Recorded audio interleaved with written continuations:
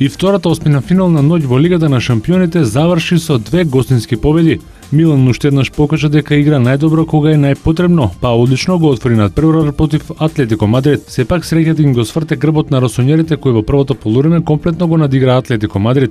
Најпрвин Какаја погоди пречката, а потоа Куртуа со неверојатна интервенција го одбрани шутот на Поли, кој наместо во мрежата заврши во стативата. Во второто полувреме се играше главно на средината на теренот, па и двата тима спорадично се закануваа кон противничкиот гол. Сепак казната за росонјерите стигна во 84-та минута кога при еден корнер Абате наместо да рачисти на првата статива, му ја сервираше топката на Диего Коста на втората статива за 0:1, резултат кој беше и конечен на крајот. Актуелниот европски шампион Бајер од Минхен славеше на гостувањето во Лондон кај Арсенал со 2:0. Арсенал во 8-та минута од средбата имаше шанса да победи откако судијата досуди пенал, но Ноер го одбрани ударот на Озил.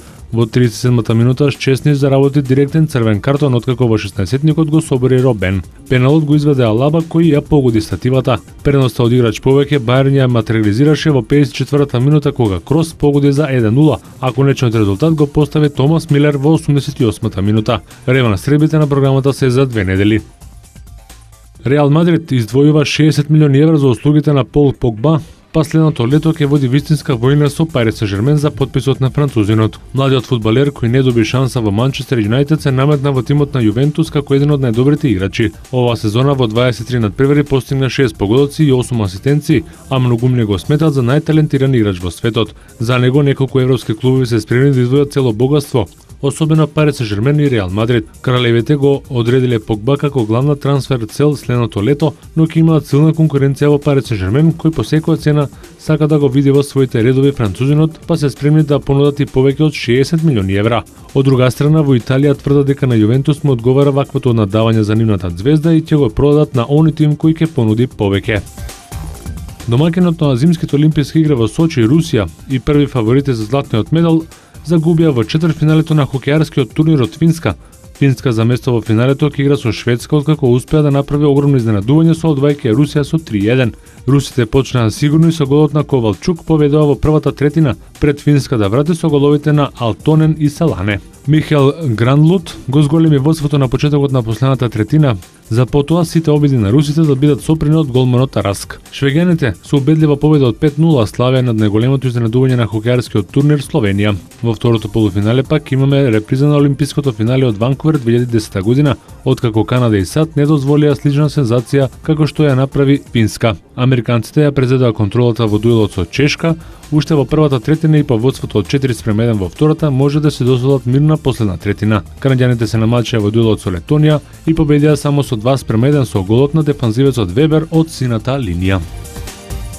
Првата звезда на Њујорк беше незаслужна што Њујорк Никс славеше со 98-91 над Њу Орлеанс. Мело даде 42 поена, а помош имаше од клупата и тоа од Џејар Смит со 19 и Тим Хардавеј јуниор со 16 поени. Ери Гордон со 28 коша ја предводеше домашната екипа. Кевин Лав во Минеаполис им донесе голема победа на Вулфси над Пейсерси од 104-91. Суперстарот на Минесота заврши со 42 поени и 16 скока. Својот камбек во Лос Анџелес по заминувањето во Хјустон минатото лето синоќа го имаше Двајт Хауард, кој најде неочекуван прием кај фановите на Лейкерси. Даде 20 поени и 13 скока и им помогна на Рокетси да дојдат до својата 8-ма победа поред, славејќи со конечни 134-108. Харден даде 29 поени и 11 асистенции и беше лидер на гостите од Тексас, за кои Чендлер Парсонс додаде 18 коша. Весли Џонсон со 24 и Маршал со 20 поени и 16 асистенции беа најдобри кај Лейкерси. За вечерва само 3 средби, меѓу кои и дербито на NBA лигата, дуелот помеѓу Оклахома Сити и Мајами Хит.